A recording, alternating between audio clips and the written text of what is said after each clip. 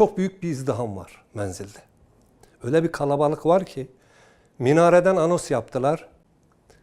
Herkes kamyonlara binsin, Fırat kenarında adap yapılacak diye. Banyo yok o zaman. Ya üç tane banyo var ya 4 tane var. Yani banyo yok. Dediler Fırat kenarında minareyle. Sonra bunu sultanımız Seyyide Hazretleri rahmetullahi aleyh duyuyor. Diyor gecenin karanlığında göndermeyin sofileri. Gitmesinler. Sıkıntı olabilir. Bahçeyi açın. Gavs-ı Kavsire sallallahu aleyhi ve sellem'in havuzu var. O havuzda adap yapsınlar. Fırat'a gitmesinler. Başlarına bir şey gelir. Tabii bizi kasalardan indik kamyonların. Mart ayı. Gece saat yarım. Biz tek sıra bahçeye indik. Karanlık. Işık yok. Mevcut el fenerleri, çakmaklar, şunla bunla. Havuzun başına geldik. Havuz ama nasıl havuz? Böyle küçük bir havuz, taşla örülmüş. İçi yosun. Dediler burada adap yapacaksınız. Bir yandan da kar atıştırıyor. Benim yanımda Mete isminde bir kardeşim var. Arka arkayayız. İlk önce abi dedi sen gir. O benden önce adap yapmış çünkü. Sofi benden önce. Ben daha ilk yapacağım adap.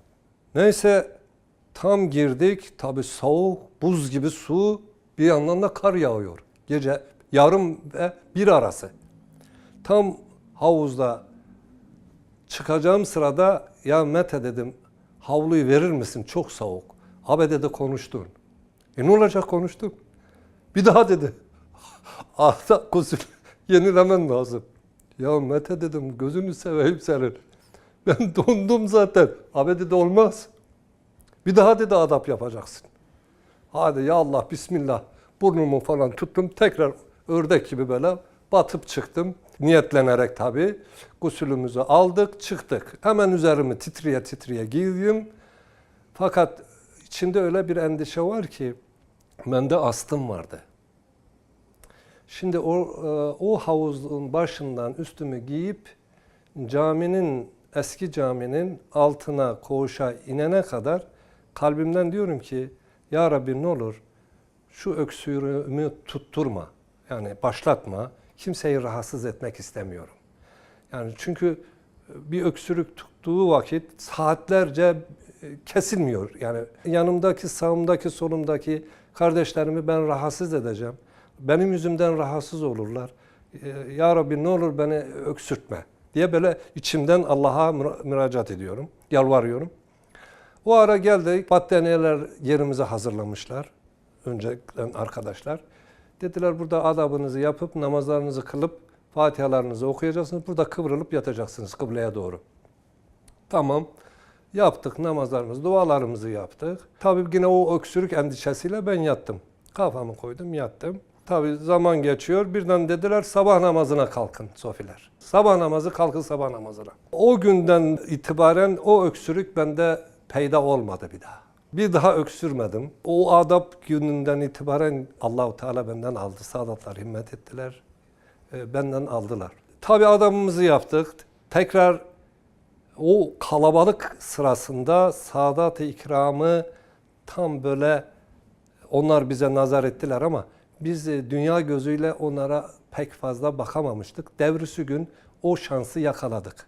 Elhamdülillah. Karşımızda tabii kimine göre şeyh, kimine göre mürşid, kimine göre sultan, kimine göre alim, kimine göre cami imamı, kimine göre şeyh, evliya. Bizim de böyle güzergahımızdan bu zat Allah nasip etti. Mekanında kavuşturdu, huzuruna çıkarttı Allah-u Azimüşşan.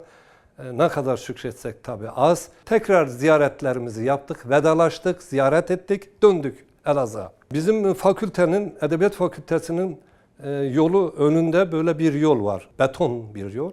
O yolu kat edersen binaya giriliyor. Devrisi gün ben binaya geldim. Binaya yolda yürürken arkadaşlar 4. katta oturuyorlar, benim sınıf arkadaşlarım. Selam verdim, oturduk onlarla. Çay içerken sohbet esnasında dediler ya Fehmi sana ne olmuş sana hayırdır? Dedim hayırdır ne olmuş ki hiçbir şey olmadı bana. Ya dediler senin yolda yürüyüşün değişmiş. Ya kardeşim dedim benden niye yolda yürüyüşüm değişsin?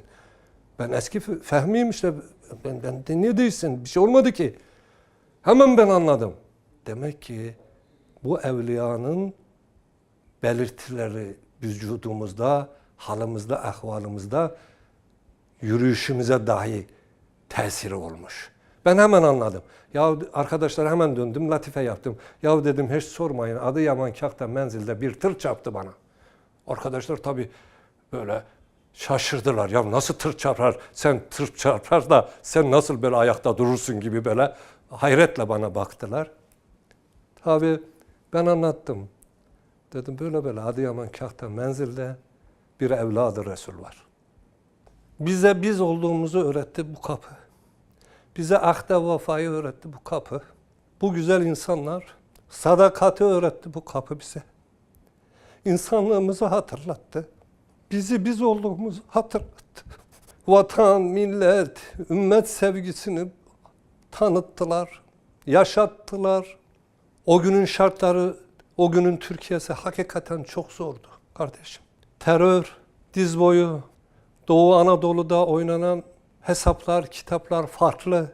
Bizler de bunun içerisinde bir ferttik, bir bireydik. Fakat Sadatlar Allah-u Azimüşşan buna müsaade etmedi. Allah-u Teala bu kapıyı nasip etti Anadolu bizim coğrafyamızda, bizim bu topraklarımızda. Bu Sadat-ı İkram bu ümmete, bu coğrafyanın insanına sigorta görevi yaptı. Bu çok önemli. Farklı insanları aynı safta buluşturdu bu Sadatlar. Bu çok önemli. Kimsenin yapamayacağını bu Sadat-ı İkram yaptı. İnsanları doğru yola iletmekten ziyade bu coğrafyada oynanan bütün oyunları hemen hemen bozdu diyebiliriz. Sağcısı, solcusu, Alevisi, Sunnisi, Kürdü, Türk'ünü aynı safta buluşturdu bu Sadat-ı İkram.